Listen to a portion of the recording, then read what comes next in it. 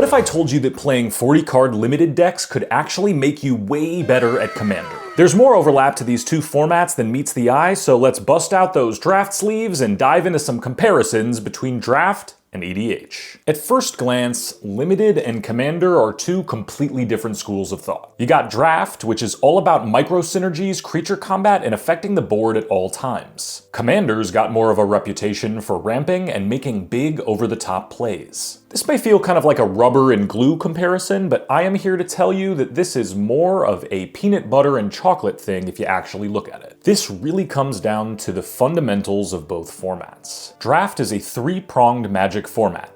You have the draft portion, the deck building portion, and the gameplay. Commander skips the drafting part, but you've still got deck building and gameplay as major parts of mastering the format. And while you should definitely approach these from two different angles for two different formats, there are a couple commonalities. Deck building is a bit of an art in Limited. You usually have around 42 to 45 cards to work with, and you have to pick the 23 best cards from your pool to make a deck. You're also limited to what you opened and picked during the draft, so you can't just scour your collection and add the best cards for your strategy. The main overlap in both Commander and Draft is that you still have to respect your curve, your mana base, and your overall game plan. Curve is a concept you'll need to understand no matter what format you're playing, and Limited is the best place to learn about it. A deck's mana curve indicates the distribution of mana costs across the cards you intend to play. A deck full of 4, 5, and 6 cost cards would be considered a high curve deck, and one with a bunch of 1 and 2 drops would be considered a low curve deck. In Limited, you're almost always incentivized to lower your curve. Expensive cards have to do something really strong to justify a spot in your deck, and so much of a game revolves around getting on board as early as possible and maintaining your board state. In modern age Limited, not affecting the board on the first 3 turns is an absolute no-no.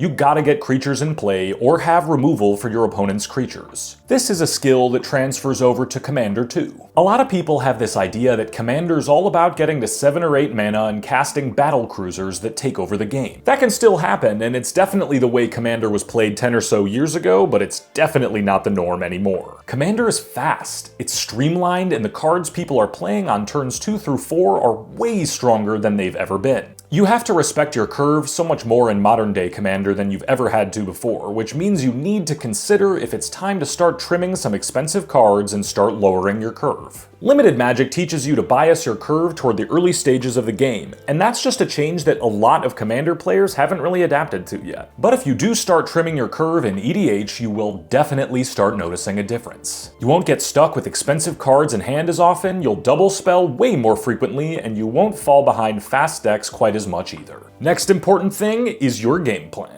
Limited can seem like sticking to a color pair and drafting random cards, but a successful draft deck can answer this question: what is this deck trying to do? The answer can be fairly simple, but it's really important to make this crystal clear. Sometimes you have a mega bomb in your deck, and the answer's just, I'm gonna stall until I hit my bomb and win with that. Sometimes, though, the answer is just more complicated than that. I've got a ton of removal and a few evasive creatures, I'm gonna play a tempo deck and keep my opponent off balance while I chip in damage. If you can't answer the question, what is my game plan, and your deck is just a pile of same color cards, you're not likely to beat other decks with a real game plan in mind. And yeah, that's definitely true of Commander too. You should be able to answer that same question for any EDH deck that you build. What is this deck trying to do? And again, the answer can be simple or complicated. Maybe it's something easy, like I'm playing a bunch of elves and ramping into a Crater Hoof Behemoth. Or I'm going to run a ton of counterspells and board wipes and disrupt my opponents until I can find my combo. And hey, it can be pretty complicated too. This deck wants to create artifact tokens and then cast the commander to convert them all into attackers and win out of nowhere. Bonus points if you can tell me which commander I was talking about there. The point is, you need a game plan, a unified strategy that most of the cards in your deck point to and facilitate. Without a game plan, a library is just a pile of cards. A pile of cards is rarely good enough in Draft, and it's almost never good enough to beat a really synergistic deck in Commander. One more tip that applies to both Draft and Commander: do not skimp on your mana bases. Everyone wants to find an excuse to play fewer lands in their decks, when in reality you should be looking for reasons to run more of them. Now, this isn't always true in Limited.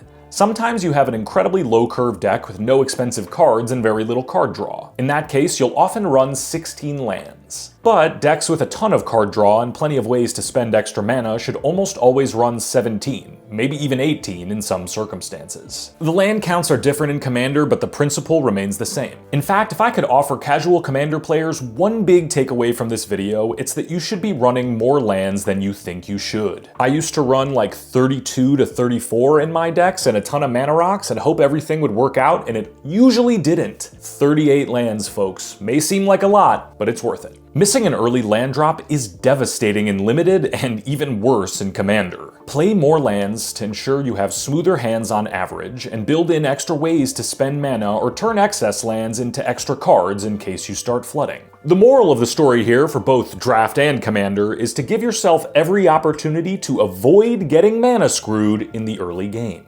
In terms of gameplay, what can Limited really teach you about Commander? One of the biggest lessons that'll make you a better Limited player is finding opportunities to use all of your mana every turn. There are obviously scenarios where you shouldn't force this, but the general heuristic is that using more mana than your opponent means you did more things, and the person who does more things usually wins. And the easiest way to do more things is to just use as much mana as possible each turn. And this is a huge boon in Commander too. If you don't have a specific reason to hold your mana back for something, you should default to figuring out how to use your mana as effectively as possible.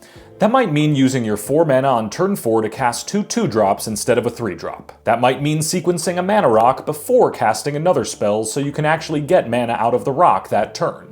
This plays into the curve conversation too. The lower your curve is, the more likely you'll be able to piece together cards in your hand to actually use up all your mana every turn. It's not the worst thing in the world if you cast a 4-drop while you have 6 mana available, but the opponent who spent all 6 of their mana is probably doing something that outclasses you. Do note that this does not mean that you should be casting something expensive every turn of the game either. It's great if you can cast a 3-drop on 3, a 4-drop on 4, a 5-drop on 5, and so on. That's a recipe for easy wins in Limited for sure. But casting a 2 and a 3-drop on turn 5 is just as strong. I don't know if you've seen the power level on low-cost creatures these days, but frequently 2 low-curve creatures can be way better than a big one. Of course, this all comes with the caveat of knowing when it's right not to use all your mana and do something a little less mana efficient instead. Sometimes your 3-drop is just more important than the pair of 2-drops you could play on turn 4. But recognizing this is a much broader skill than what we're covering today. Another lesson you can learn from getting more experience in Limited is that you should be mulliganing way more often. I know plenty of people who have the I never mulligan mantra, and I can guarantee you that they are winning fewer games because of that. Of course, this plays into some of the other things I've already mentioned. If you default to a higher land count, you won't have to mulligan land-tight hands quite as much. And if you keep your curve low, you won't have to send back as many hands because they're full of expensive cards. All that said, sometimes you just draw a bum hand and you gotta ship it back. Commander has an obvious advantage here since you get a free mulligan in multiplayer games, but that doesn't make the decision any less important. A lot of the factors that make a hand keepable in Draft also make a hand keepable in Commander. Do I have a good distribution of lands and spells? Do I have the correct colors I need to cast my early game spells? Am I gonna get run over by aggro if I keep this? Did I accidentally draw my hand with my 2 Soul Rings that I have in my deck and I need to ship it back so that no one finds out? Okay, maybe not that last one, but these are the sorts of questions that help you lock in whether to keep or mulligan in Limited, and you should be asking those questions in Commander too. Big takeaway, be more liberal with your mulligans in Commander, please. Remember, you've always got your Commander as a functional extra card in your opening hand, so you're usually not that far down on card advantage. Plus, if you practice good deck building skills, you won't have to mulligan nearly as much, which is ultimately better for both Commander and Limited. Limited and Commander are 2 of the dopest ways to play Magic, and there's more overlap between them than people usually think. How has your Limited experience affected your Commander experience and vice versa? Let us know in the comments down below.